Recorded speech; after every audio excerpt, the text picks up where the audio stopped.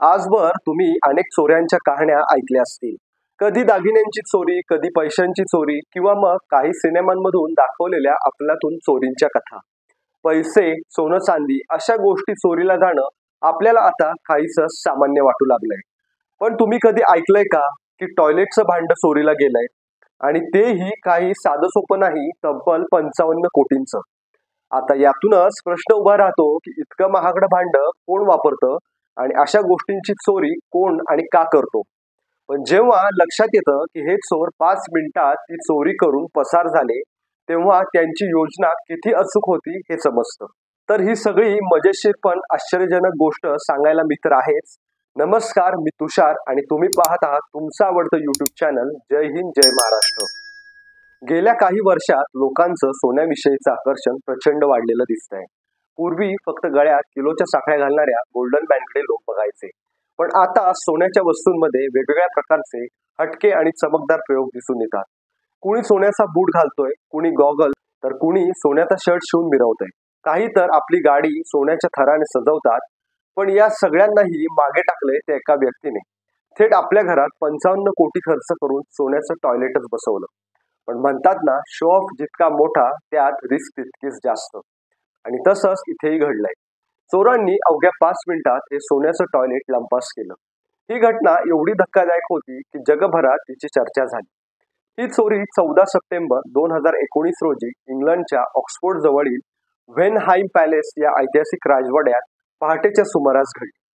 त्यावेळी या राजवाड्यात काम करणारी एलेनॉर पेस नावाची महिला गाढ झोपेत होती आणि तिच्या नकळत या ऐतिहासिक ठिकाणी एका अनोख्या चोरीचा इतिहास घडत होता. अचानक काच फुटल्याचा आवाज येताच तिची झोपमोड झाली. सुरुवातीला तिला वाटलं की कदाचित काही सामान पडून आवाज झाला असेल, पण काही क्षणातच सिक्युरिटी अलार्म जोरात वाजू लागला आणि तिचं काळीज धडधडायला लागलं. ती धावतच घटनास्थळी पोहोचली आणि ते दृश्य पाहताच तिनं पाहिलं त्यावर तिचा विश्वास बसेना. राजवाड्यातून 18 कॅरेट शुद्ध सोन्याचं टॉयलेट गायब झालं होतं. एवढी मौल्यवान गोष्ट चोरीला गेल्याने सगळ्यांनाच हादरा बसला. या टॉयलेटचं वैशिष्ट्य पाहण्यासाठी अनेक पर्यटक दूरवरून येत असत. पण आता तेच मुख्य आकर्षण गायब झाल्याने संपूर्ण प्रशासन आणि सुरक्षा यंत्रणा खडबडून जाग्या झाल्या. ब्रिटनमध्ये ही घटना मोठ्या चर्चेचा विषय ठरली. 5 वर्ष उलटून गेल्यावरही या प्रकरणात काही ठोस माहिती हाती लागली नव्हती. पोलिसांनी तातडीने तपास सुरू केला होता, पण चोरट्यांचा काही थांगपत्ताच लागत नव्हता. अनेक वर्षांनंतर तपासाला यश मिळालं आणि पोलिसांनी 4 आरोपींना अटक केली. त्यापैकी 3 जणांना न्यायालयाने दोषी ठरवून शिक्षा सुनावली, तर 4था आरोपी निर्दोष म्हणून मुक्त करण्यात आला. विशेष म्हणजे डो नावाच्या आरोपीला संपूर्ण कारावासाची शिक्षा न देता कोर्टाने त्याला निलंबित शिक्षा दिली आणि 21 महिन्यांचा तुरुंगवासाचा निकाल जाहीर केला.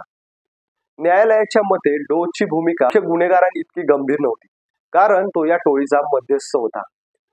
चोरी करणारी टोळी आणि चोरीचं सोनं विकत घेणाऱ्यांमध्ये संपर्क साधणारा तो एक दुवा होता. तो लंडनच्या हॅटन गार्डन परिसरातील अशा काही लोकांना ओळखत होता जे अशा प्रकारचे बेकायदेशीर सोनं खरेदी करतात, म्हणूनच आपल्या गँगमध्ये सामील करून घेतलं. दुसरीकडे मुख्य गुन्हेगार जेम्स शीन आणि मायकल जोन्स यांना खऱ्या गुन्ह्यासाठी शिक्षा झाली, तर बोरा नावाच्या आरोपीला न्यायालयाने निर्दोष ठरवलं. या प्रकरणात सर्वात धक्कादायक बाब म्हणजे चोरांनी टॉयलेट चोरून नेल्यानंतर ते तुकड्यात विभागून वितळून विकून टाकलं होतं. त्यामुळे पोलिसांना व न्यायालयाला सोन्याचा एक अंशही सापडला नाही आणि ना टॉयलेट उरलं ना कोणताही ठोस पुरावा.